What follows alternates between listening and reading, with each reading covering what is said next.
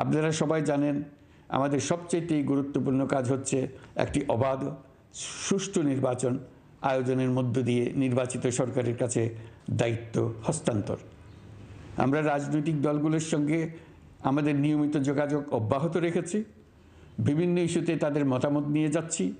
সরকারের সিদ্ধান্ত গ্রহণে এসব মতামত অনেকাংশে প্রতিফলিত হচ্ছে। চলমান সংস্কার প্রক্রিয়ায় তাদের প্রতিটি মতামত সক্রিয়ভাবে বিবেচনায় নেওয়া হচ্ছে। আমরা আশা করছি নির্ধারিত সময়ে ডিসেম্বর জানুয়ারির মধ্যেই সংস্কার কমিশনগুলো তাদের সুপারিশমালা সরকারের কাছে পেশ করতে পারবে। তাদের সুপারিশ নিয়ে আমরা রাজনৈতিক দলগুলোর সঙ্গে ক্রমাগতভাবে আলোচনায় বসব।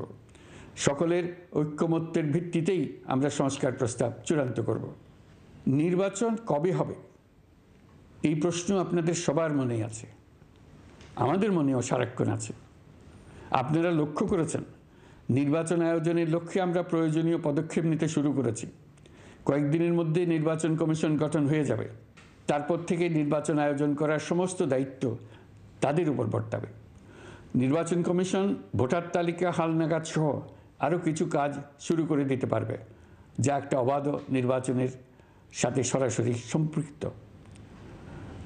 প্রথমবারের মতো প্রবাসী বাংলাদেশিরা পোস্টাল ব্যালটের মাধ্যমে যাতে তাদের ভোটাধিকার প্রয়োগ করতে পারে সে লক্ষ্যেও সরকার কাজ করছে। তবে আমরা মনে করি না যে একটা নির্বাচন কমিশন গঠন করে দিলেই নির্বাচন আয়োজনে আমাদের দায়িত্ব শেষ।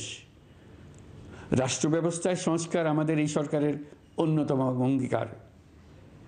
আপনারাই আমাদেরকে এই ম্যান্ডেট দিয়েছেন। যেই 6টি সংস্কার কমিশন আমরা শুরুতে গঠন করেছিলাম তারা ইতিমধ্যে তাদের কার্যক্রম অনেক দূর এগিয়ে নিয়েছে। বিভিন্ন গণমাধ্যমে আপনারা তাদের কার্যক্রমের আপডেটও দেখছেন। কয়েকটি সংস্কার কমিশন ডিজিটাল প্ল্যাটফর্ম গঠন করেছে।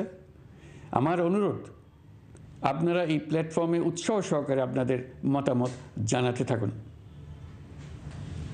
প্রথম 6টি সংস্কার কমিশনের মধ্যে একটি হলো নির্বাচন সংস্কার কমিশন। নির্বাচন অনুষ্ঠানের জন্য এই কমিশনের সুপারিশমালা অত্যন্ত জরুরি।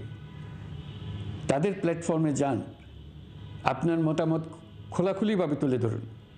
আপনি দেশের মালিক, আপনি বলে দিন আপনি কি চান, কিভাবে চান।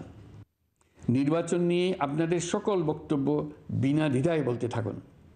আপনার মনের কথা তুলে ধরুন। আমার অনুরোধ সংস্কারের কথাটাও একই সঙ্গে বলুন। সংস্কারকে পাশ কাটিয়ে যাবেন না।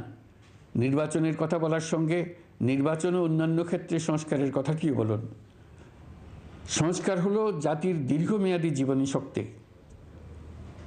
সংস্কার জাতিকে বিশেষ করে আমাদের তরুণ তরুণীদের নতুন পৃথিবী সৃষ্টির সুযোগ দেবে। জাতিকে বঞ্চিত করবেন না। নির্বাচন আয়োজনে যে সংস্কার কমিশনের সুপারিশমালায় রাজনৈতিক দলসমূহ এবং দেশের সকল মানুষের মতামত অপরিহার্য, সেই কমিশন হলো সংবিধান সংস্কার কমিশন। এই সুপারিশমালার যে অংশ সকলের কাছে গ্রহণযোগ্য হবে তার ভিত্তিতে নির্বাচনী আইন সংশোধন করতে হবে। সমান্তরালভাবে ভোটার তালিকাও হালনাগাদ করার প্রক্রিয়া চলতে থাকবে। আমি নিশ্চিত নই সংস্কার প্রস্তাবসমূহ বাস্তবায়নের সুযোগ আমরা কতটুকু পাব। তবে আমি আপনাদের কথা দিচ্ছি, আপনারা সুযোগ দিলে প্রয়োজনীয় কিছু অত্যাবশ্যকীয় সংস্কার কাজ শেষ করেই আমরা আপনাদের কাঙ্ক্ষিত নির্বাচন আয়োজন করব। ততদিন পর্যন্ত আমি আপনাদের ধৈর্য ধারণ করার অনুরোধ করব।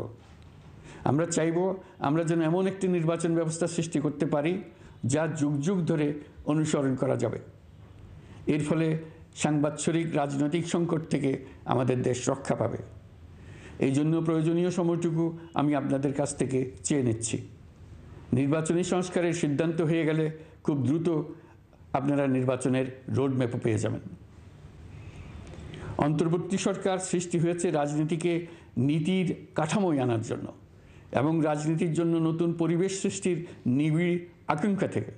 এই আকাঙ্ক্ষা পূরণ করা থেকে জাতিকে বঞ্চিত করবেন না। নির্বাচনের ট্রেন যাত্রা শুরু করেছে, এটা আর থামবে না। কিন্তু যেতে যেতে আমাদের অনেকগুলো কাজ সেরে ফেলতে হবে। এই ট্রেন শেষ স্টেশনে কখন পৌঁছবে সেটা নির্ভর করবে কত তাড়াতাড়ি আমরা তার জন্য রেল লাইনগুলো বসিয়ে দিতে পারি, আর তা হবে রাজনৈতিক দলসমূহের ঐক্যমত্যের মাধ্যমে। ইতিমধ্যে অন্যান্য সংস্কার কমিশনের সুপারিশমালা নিয়ে আলাপ চলতে থাকবে। নির্বাচন ছাড়াও আরও গুরুত্বপূর্ণ সংস্কার করার ব্যাপারে ঐক্যমত গঠনের জন্য অতিরিক্ত সময় প্রয়োজন হতে পারে। দেশবাসীর কাছে, বিশেষ করে রাজনৈতিক দলগুলির কাছে আমরা ক্রমাগতভাবে প্রশ্ন তুলতে থাকব, কী সংস্কার নির্বাচনের আগে আপনারা করে নিতে চান। নির্বাচনের আয়োজন চলাকালীন কিছু সংস্কার হতে পারে, সংস্কারের জন্য নির্বাচনকে কয়েক মাস বিলম্বিতও করা যেতে পারে। আমরা দুদিন পরে চলে যাব, কিন্তু আমাদের মাধ্যমে জাতির জন্য যে ঐতিহাসিক সুযোগ সৃষ্টি হলো, সেই সুযোগটা যেন কোনো রকমই হাতছাড়া করে না দিই, এটার ব্যাপারে দৃঢ় থাকার জন্য আমি দলমত, নারী পুরুষ, ধর্ম, তরুণ, বৃদ্ধ, ছাত্র, ব্যবসায়ী, শ্রমিক, কৃষক নির্বিশেষে সবার কাছে আহ্বান জানাচ্ছি। আশা করি আপনারা আমার এই আবেদন গ্রহণ করবেন।